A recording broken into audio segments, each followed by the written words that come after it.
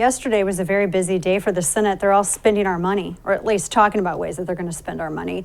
Some major spending bills. Now America needs to get ready for more massive spending. Senate Democrats estimate that their tax and spend, their whole infrastructure budget plan, this is going to yield, what, $45 trillion of debt by 2031? Stephen Moore is the chair of the Economic Revival Task Force for FreedomWorks. He joins me now to break this all down. Stephen, good to see you. Thanks for joining me. I'm not looking forward to any of this, and it worries me a little bit because I feel as though that maybe not a lot of Republican voters are as fired up about this as they need to be. I always get mad when we talk about taxes and money. What are your thoughts on this? Because I just feel like we're talking about raising the debt ceiling and no offset spending, and then tax cuts or tax increases rather coming down the road as well. This is a bad bill, and we've got Republicans helping out with it. Why? So let me just start by saying, Dana, that I think this was one of the worst days in the history of the United States Senate. On August 10, 2011. It will go down in infamy.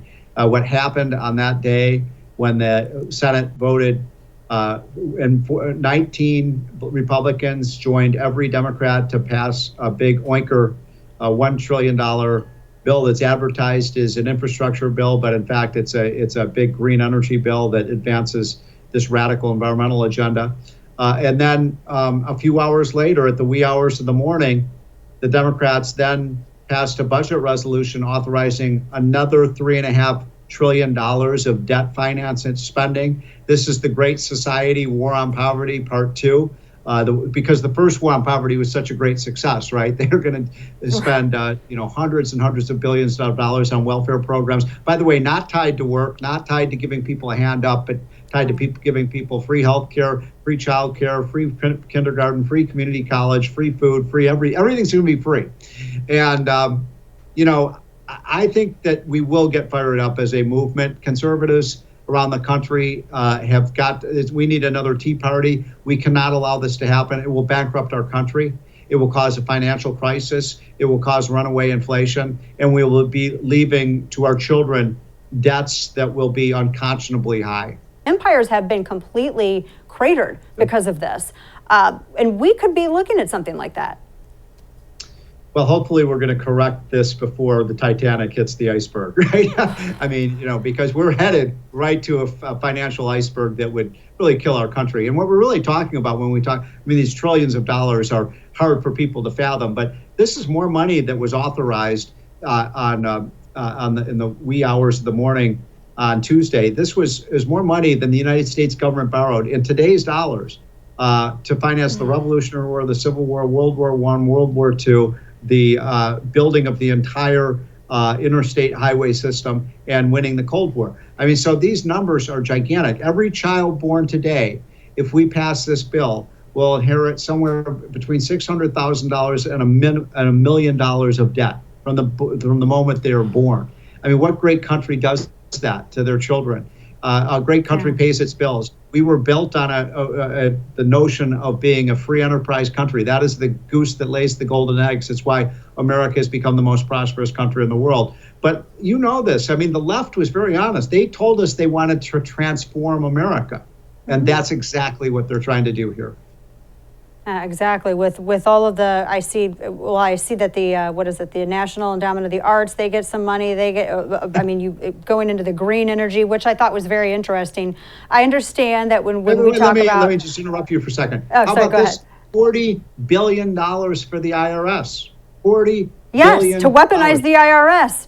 They want to double the size of the IRS. They want to hire 75,000 new IRS auditors. It's like you and I are going to have an IRS auditor in our living room. It's going to be unbelievable. And you and I know who they're going to target for these audits, right? They're not going to target liberal Democrats. They're coming after us. They're coming after conservative donors. They're coming after people with conservative views. They will weaponize the IRS just like they did under Obama. Remember where they went after conservative organizations? We cannot allow this to happen. This is not a fire drill, folks. These people are deadly serious. They have an agenda that will move America radically to the left. And incidentally, the big winner here, if they get this bill through, will be China. We will be surrendering our economic leadership to China.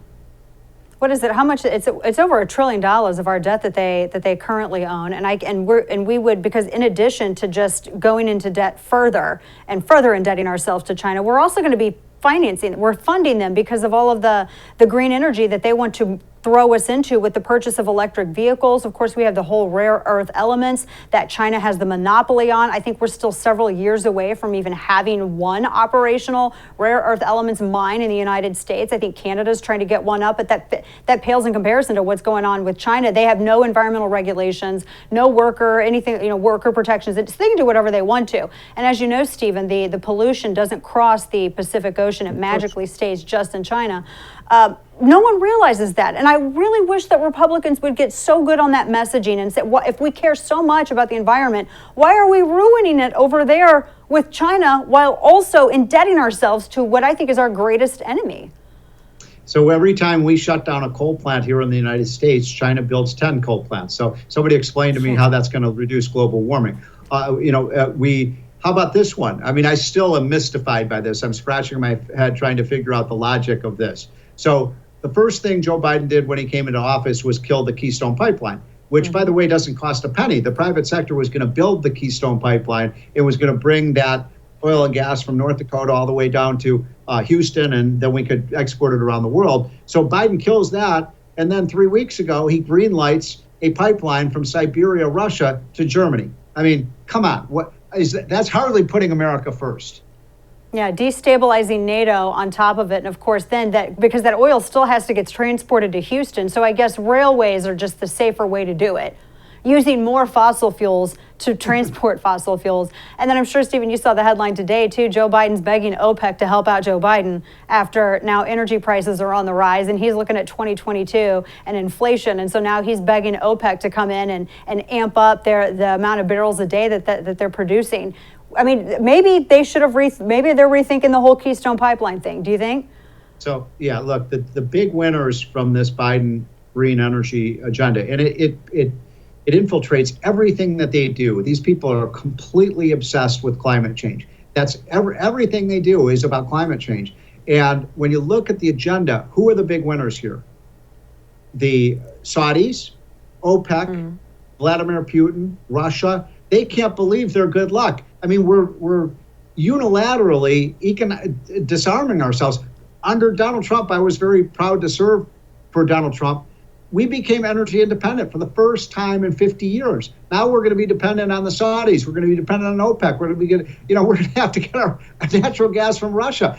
Does this make any sense? No. And by the way, natural gas is one of the cleanest fuels out there. I just do not understand the logic of this. We have to stop it. It is not a fire drill here, folks. These people are serious. They want to transform America. They want to move us towards socialism. If they succeed, it will take us years and years and decades to undo the damage that this $3.5 trillion bill would do.